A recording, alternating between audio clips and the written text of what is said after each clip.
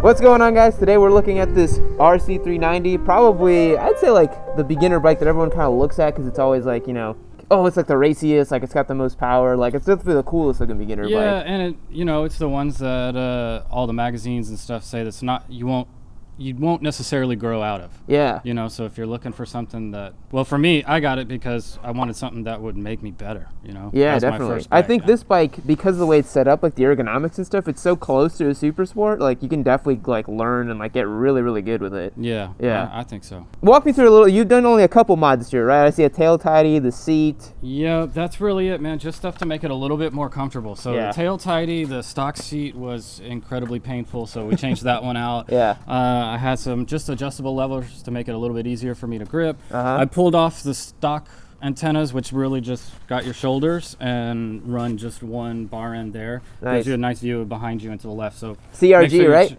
I think so. Yeah. Yeah, I noticed the design. Yeah, that's cool. And then the grips are different. So these are dual compounds, so they're a little bit softer and make it a little bit easier on your hands, so not quite so buzzy.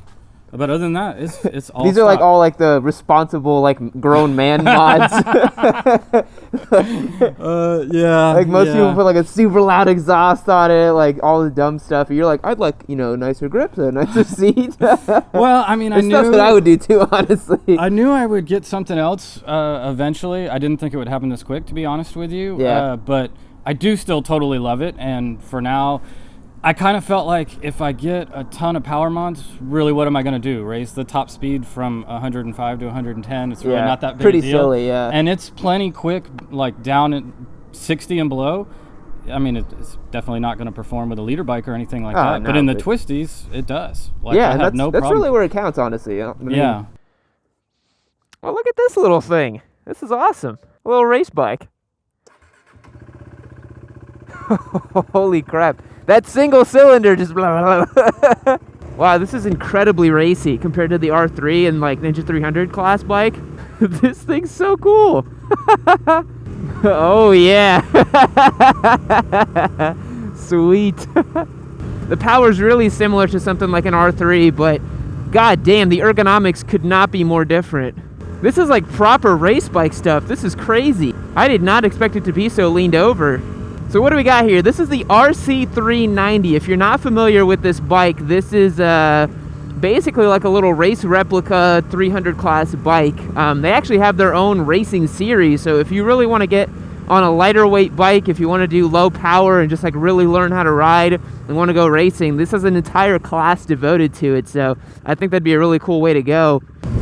Suspension is nice and stiff. This bike is basically like everything I wanted my R3 to be. I cannot believe the ergonomics on this. Yeah, I think it's something like a 390cc single cylinder, so thumper motor. It's definitely got a really unique character to it. Obviously, it thumps a lot. This bike looks really cool too. I think that's one of its best features, is how tiny and cool it looks. I'm just in shock and awe at how sporty this motorcycle is. Because certain other bikes like the R3 or the Ninja 300, I'm not gonna lie, they're kind of pretender bikes because you get on them and you're like, oh, I was expecting something, you know, way more leaned in, way more, you know, hunkered down, especially the R3, because it's like, oh, R6, R1, R3, like, oh, of course. It's much more of a standard ergonomic, but this is, it's not fucking around. This is a proper, like, super sport ergonomic bike. This thing is so cool. Oh, man, I didn't think I'd like it this much. This thing's fucking great. As a side note, if you want to check out a 390 really getting it, I'm gonna link in the description box below. There's a guy called Ari Henning who works over at Motorcyclist Magazine who absolutely shreds on one of these. Ari's a super cool guy. I've never met him, but like I watch all of his videos. Like he knows his shit when it comes to motorcycles. I just watched a video, he was adjusting the valves. The dude knows what he's talking about. Just proper motorcyclist. Like Ari's the man. So if you want to go check him out ripping up a 390, you should definitely click on the link below. Like that dude gets it.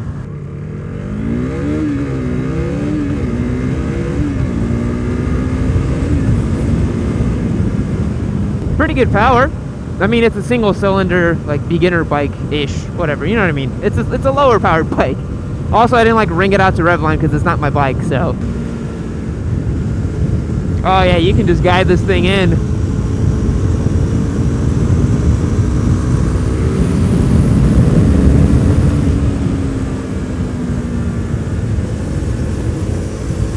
God damn, it's so fucking little. Jesus Christ, you could literally, you can get so low.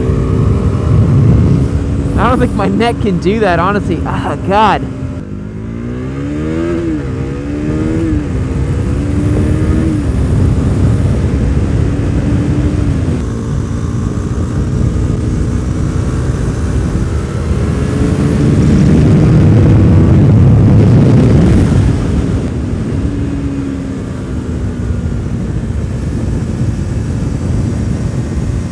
Guide it in. It's like a little missile.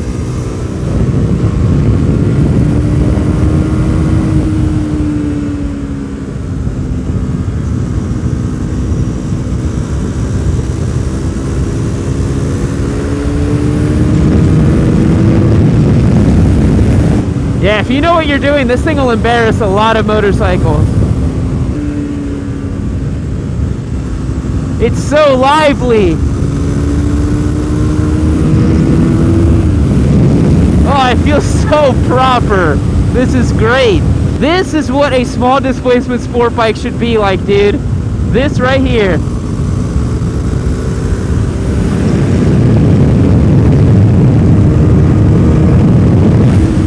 This is fantastic. This thing's great. Oh my God. It really tests how good of a rider you are. It really, really does. Wow, suspension is so compliant. This is fantastic. I don't know if it's adjustable or not, but man, it's fucking great. Oh, it's not adjustable. But it's good. It works, you know?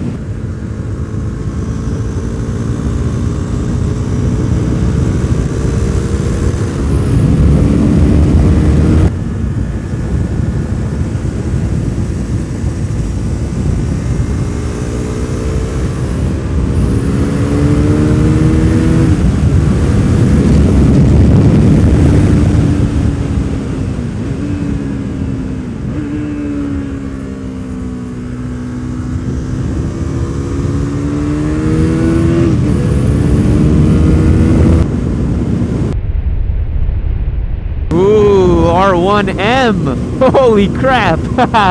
That's sick. That's the one thing that kind of sucks about this bike though, is that because it's a little underpowered, okay, it's not underpowered, but because it has lower power than most other sport bikes, it's difficult to overtake. Like for example, if I was on a leader bike or on a 675R like I used to ride, I could just overtake this guy and the guy in front of him in like 2 seconds. But with this, you got to work for it a little more, so it's different. I'm trying to understand who would buy this bike, because if I wanted a sport bike, I would still go for like a 600 or a 675R. But I think if you're looking for something to hone your skills on, something just truly like that you can really just like squeeze every last ounce of it basically anywhere, this is the bike for you. Like, you could push this bike to damn near 99% of its potential on the street. You absolutely could. And you'd probably be running a pace that's not insane. Like, okay, well, to some people it'd be insane, but you could ride the shit out of this bike. And I think that's something to be said, where you can ride it like as hard as you fucking can and want, and it'll be good, you know? It'll be good and it'll give what you want to do.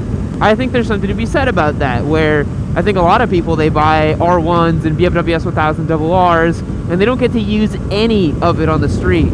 Where this bike, you can use all of it. You can use every last ounce of it. And there's something to be said about squeezing something down to the last drop, you know?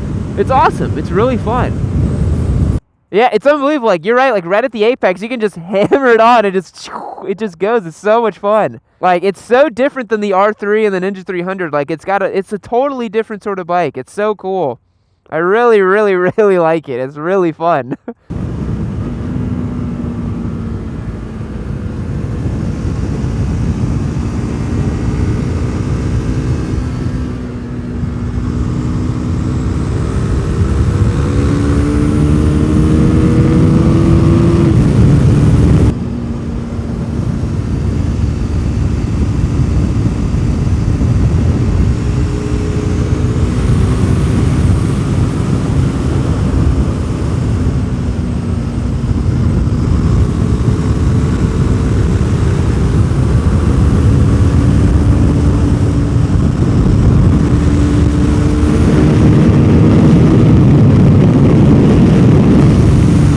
what's going on, guys? Today we're checking out this FZ07, the perfect beginner bike in my opinion. Hopefully it lives up. Provided by Jonathan. Thank you so much, dude. Appreciate it. So I guess just tell me a little bit about it. All right, well, everything on the bike is stock, other than the handlebars,